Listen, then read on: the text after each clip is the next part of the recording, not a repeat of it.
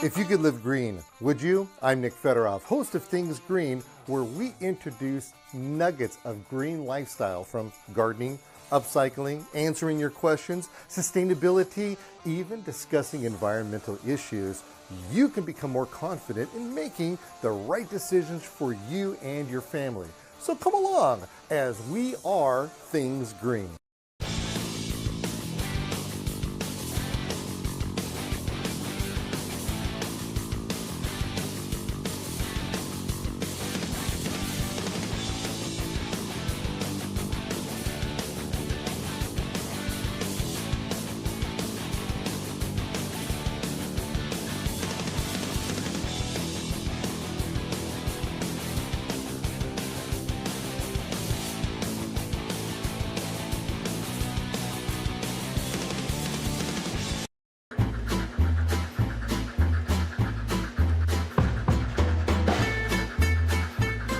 You know, I have this urge to go woo woo for some reason. That's what they do. Yeah. And, Oh yeah. and the old ones don't do anything. They don't do anything, huh?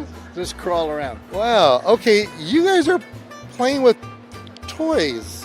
Yes, Peter Pan is our hero.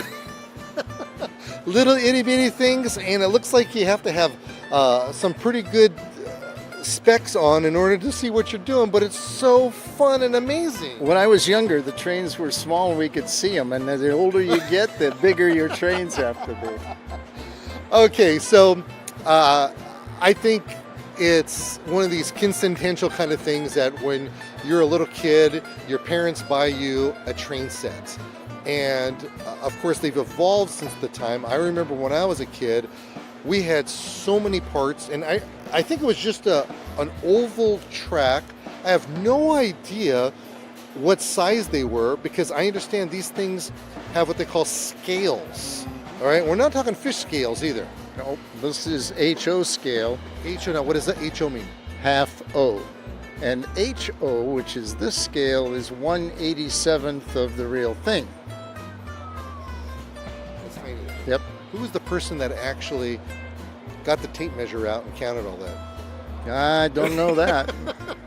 Before my time in pay grade. Okay, so we're talking 1/87. Okay, so that's everything that's over here today? Yes. Okay, so that's 1/87. And with that is that a typical size? Is that a starter size? Is that an advanced size? Because they do get bigger. Yes. And they also get smaller. The most common scale is this one, Okay. HO. When you were little and I was little and we had our first train, they were probably 3 rails rather than 2. And that would be Lionel or O scale. And this is HO half O. So these trains are basically half in every dimension of what you and I probably grew up with the circle of track, the Christmas tree, and the tinsel falling on it. I do remember that the track that I had, you had to have these little clips that were in between each one of the tracks to clip them in. If you lost one of those clips, you were a goner.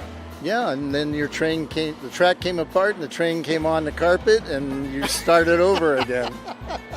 So, where did your passion come from for doing something like this? And has it been a lifetime one?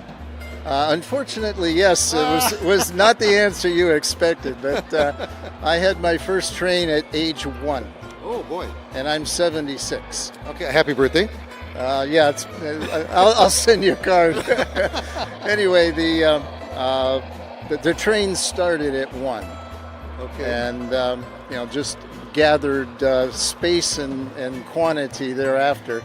I also started with the 3-rail O scale, and when I was in junior high, I made my first adult decision and told the parents that I don't want you to throw away the O scale stuff, but I can do a whole lot more with the stuff that's half the size. So that's when this size began. So you did this when you were in, and you said high school, right?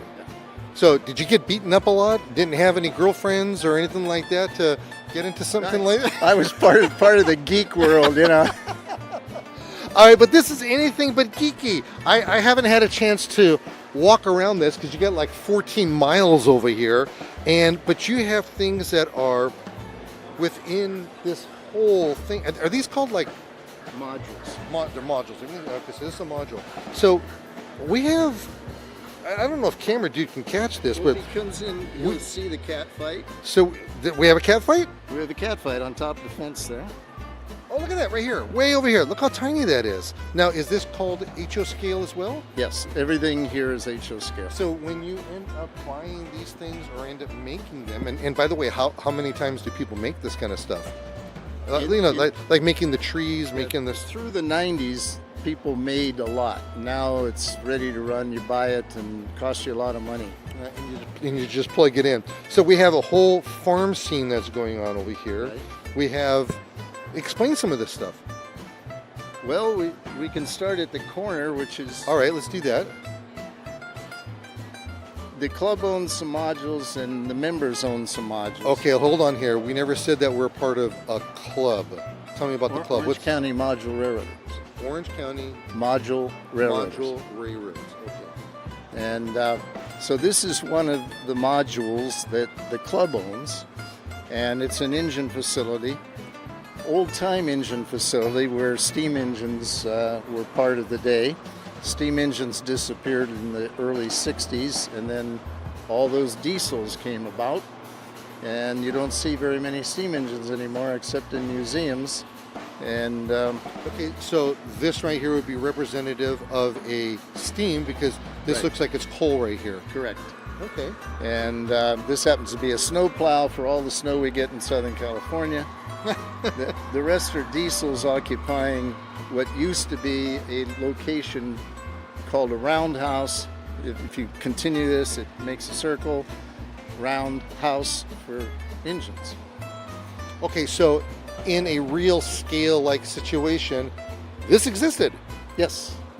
And there are a few of these still around. There's a museum in Ohio, the Baltimore and Ohio Railroad Museum, and most of the museum is in a roundhouse. Okay, so something like this is when it's laid out, it's not necessarily imagination, it's based on something that we know about, and we're trying to replicate that to teach people that this is what it was one time. Yes, what you see here existed at one time or another. Some of it still does, but this particular kind of setup went away when steam engines went away, and things like this house over here, This one. diesels run in there, and they have many other barn stalls for larger diesel houses, and that's where the maintenance gets done on diesels. A roundhouse is where the maintenance gets done on steam engines. Okay, so am I correct in thinking this circle thing over here isn't a water feature, but it actually would turn, Yes. and then the track would connect a track to a track? It's a turntable. Oh, look at that, it actually works. Well, a few things here do work. Yeah. Well, I'm seeing some of these trains, and they're making real sounds too. Okay, so that thing is turning. You line the track up, and the engine comes onto the bridge. The bridge turns to one of the stall tracks. You motor in and park it for the night. Okay, so that would have been something that would have been a real thing back in the day. Yes. Okay, and obviously it's a real thing right here. From the first of trains, this is how they turned them around. Okay. And now diesels go in either direction, so you don't have to point a steam engine in a particular direction. Oh, so it's steam engine only went one way? Normally. Normally, okay. So obviously we have no steam coming out of there. We have no real diesel. We have none of that. Where's the conductivity? How do these things go? Through the rail. The trains run on AC, Okay. and then it's transformed down to 14 volts, 16 volts, something in that range. Okay, so if I was to touch this, I'm not going to get zapped. No, but this is a safe hobby for old people. We still have all our fingers. Okay. All right, I can see that. So all these components over here are things that people would buy, put together, and then aside from over there, you could start creating your own little world. Correct. Yeah, it's a world of miniature. Now, I understand that in this whole area that we have over here, that everything is owned by different members, and you put them together. Right. Yeah. And there are more modules that are in the club than are represented here. So when we are invited to a locale, such as these home shows, they tell us what our space is going to be, and then we work to fill it with modules. Oh. So the railroad never goes together the same way twice. Oh, that's kind of neat, right? Then you guys don't get sick of looking at it. No, it's all different. Sometimes it works, and if it doesn't, then you get sick of looking at it. So all the spacing of the track has to be the same on each one of these modules, so that you can go from one to another to another. There are standards, and if you look at the depth of these modules,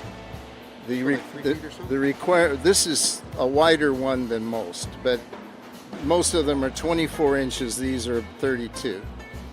And the standard for where to put the tracks is 4 inches, 6 inches, and 8 inches. And then an option for 18. And as we walk around, you'll see some have only 2 tracks. That's the minimum. And then this is option 1, option 2. Most you could have to communicate with the next expectant module would be 4 tracks. Unless an owner has more than 1 module in a row, like these are 4 modules. So the end tracks are in the same location as these end tracks, but as you walk this next 16 feet, they wander all over the place. So you haven't used the word choo-choo train once in the whole thing here, but there is a choo-choo train that is coming right now. That's a diesel, not a choo-choo. Oh, okay. So look at that. I don't know if you can catch this camera, dude. This is so cool. It's making all kinds of, and there's a whole bunch of these that are happening right now. Going through right here. Where's it starting at? How do you, I mean, are all the tracks being run on this side only? No, they're all powered, and in this particular scale and running with what we call DCC, Digital Command Control. It's different than what we grew up with a transformer where you dial in how much voltage you want. Yeah, and I they remember go that. faster or slower. Well, now the dial is this kind of thing in my pocket. Hold on, this has got steam coming out of it. Is it on fire? No. Look at that. That is so cool. I haven't seen that one yet. 20 years ago, they started putting sound in these things, and then about 10 years later, they added smoke. Look at the smoke coming out of it. That is so awesome. Now, how's the smoke being generated? There's a liquid that is. Oh, you put it inside. Yes, eyedroppers drop the liquid through the smokestack on a steam engine. So you don't have little people in there smoking or anything? No, like that? no, we fired all those guys. Okay. So now it looks like we're coming into the area where we have hotels and apartments and stuff. We have a cityscape with a lot of local businesses, and behind the businesses is no man's land where all the railroad folks hang out. And that's almost kind of typical. I mean, you'll see situations where you'll have homes that are close to the tracks, because the tracks, oh, this one's even speaking to us.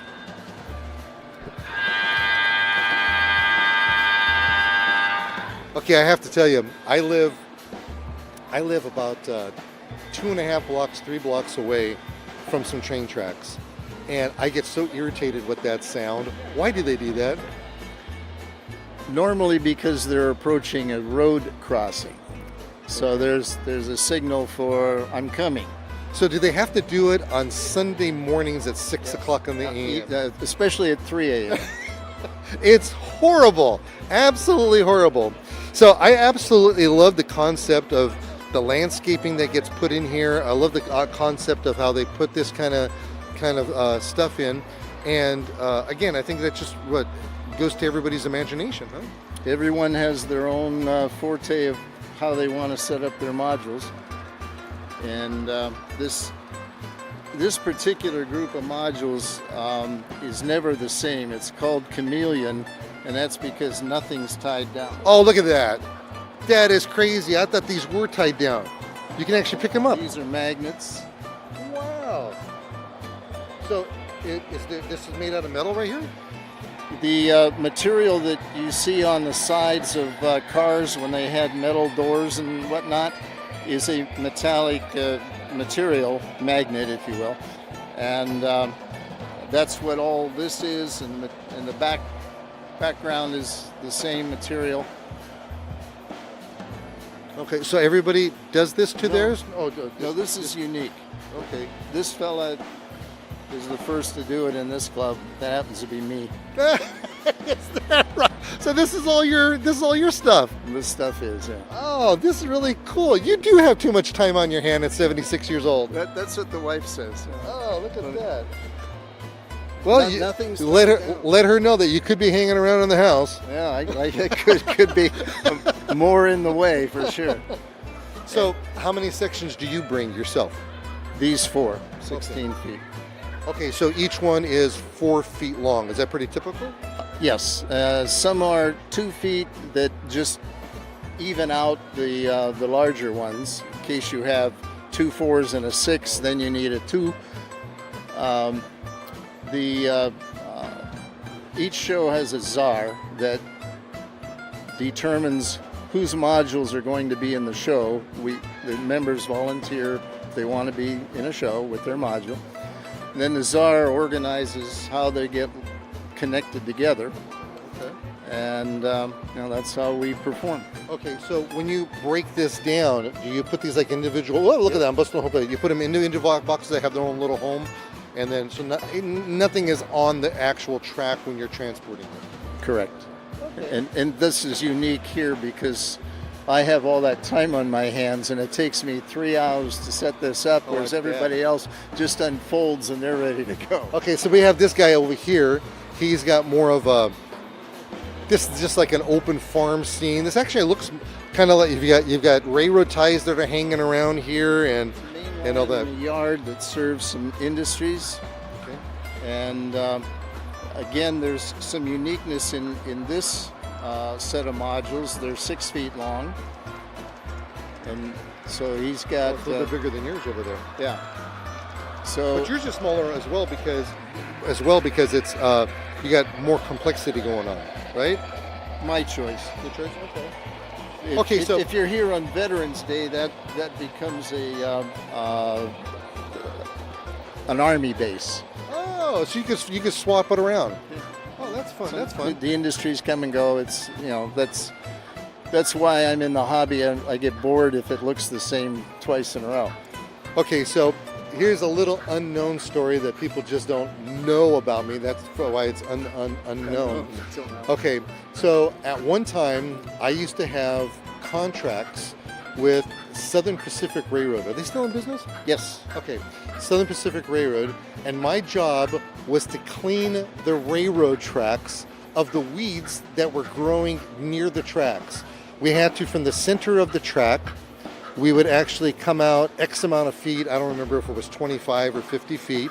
And from each direction, we would not only have to remove and cut all the weeds and the tumbleweed and stuff like that. If you had a house, this guy said, if you had a house that was, that was a structure that was close and there was a tree, we had to actually trim the trees away from everything. We actually removed cars. Let me tell you, it was a very interesting You had your job. own collection, yeah. Yeah. No, we never kept any of them. We had to get rid of it. We had to go through the DMV process because people would just dump stuff. So, I'm having a little anxiety over here because I got out of that business. And you got out earlier than all the bad sprays because you're still breathing.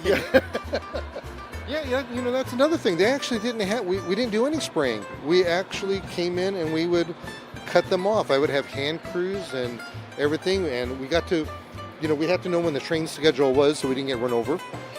Because we've actually seen, even though if they went really slow, we actually heard of contractors getting hit by the trains. Yes. Yeah, you got to be nimble. Yeah. So in a case like this, we're just continuing on here. We're seeing all the activity that's going on. Everybody has extra little things. I see you guys have a little box over there for donations. You guys are a nonprofit? All donations welcome. Yeah, Okay. That's nice. So somebody over here has, they created mountain scenes. yes. Over here. This is a switchback where you gain altitude in very short distance. The grades are real steep. The curves are real sharp, and it takes little engines. And logging pursuits are normally up in the mountains, and that's what this module represents. Now it looks like over here we've got ourselves some, an orchard kind of activity. That's fun. Yes. This is a corner module. Club owns the corners. I was going to ask you about that. And so Okay. this has 3 tracks and 4 on that side. Wait a minute. 1, 2, 3. 1, 2, 3, 4. Okay. So it meets the standards of at least 2, and then the option of 3 and or 4. Okay, so I also remember as a kid that we would try to do whatever we can to have these things crash into each other because we were kids. Does that happen out here? We don't try, but we succeed. So that does happen. Yes. Oh, And if you were here earlier, we had some kids running, and there were plenty of crashes. oh, that is too funny. All right, so we have a different kind of scene over here. We have this one is with the. This is a beach scene. It's Oh. also an S curve, which makes for something a little bit eye appealing. Okay, what about derailing? Is that still a thing over here? Oh yeah, we practice that all the You time. do? Okay. So you can make these things go a little too fast. Or even, this is a hobby of random failure, and you can go over the same track 2 or 3 times, and the 4th time something will random you. All right. Now, whoever did this, they're looking at the simplicity of it all. This looks like beaches. No, this is It's just a mountain scene. This set of modules is 24 feet long, belongs to the club. It's called Goodman Yard, and we store trains here when we're tired running them, but we don't want to put them away. Okay. All right. Now, let's talk about this real quick in the little time that we have left. What is the monetary investment to get started in something like this? Now or when I started? No. Let's talk about now because there's so many different components and activities and things. And look, we have another farm scene going on here. This is really exciting. The families getting into trains, it has to be a careful decision. You don't want to invest a lot of money in breakage and then your kid can't do anything with it 2 days after he had it. So the larger scales are easier for kids to get into. They're more durable, they're less expensive. And then this is the most common scale, HO, but it is no longer inexpensive. People like myself and a lot of the other club members like to go to train swap meets where you can buy things for less money than you do when they're brand new. However, you have to have some knowledge of the hobby so you're not buying broken stuff. Ah, I see. Now, I do remember that seeing other kids, we never actually did this, but I do remember where parents would buy their kids this train set and then they would put it on a piece of plywood, 4 by, that was pretty 4 by common, 8, yeah. 4 by a piece of plywood, which would sit on the ping pong table. 5 by 9. That And was an empire. And that's actually kind of a good way to start. This way you don't have pieces strewn all over the place. You can secure them down and the kids can kind of figure out what to do from there. And then if anything, you could always take this and lift it up somehow and whatever. Hey, this has been absolutely enjoyable. Thank you for taking me on a thing on going in the past for myself. I wish you guys much luck and success, continued success in what you're doing. Come back and see us. We're at home shows. We'll be at Kaleidoscope Mall in Mission Viejo the full month of July. Man, that's awesome. Well, thank you very much. Thanks, man. Thanks for joining me on another excursion of Things Green. Our goal is to educate, inform, and entertain so you can become exposed to a green lifestyle inside and outside of the home and community, all on your terms. Join me next time right here as we help you with Things Green.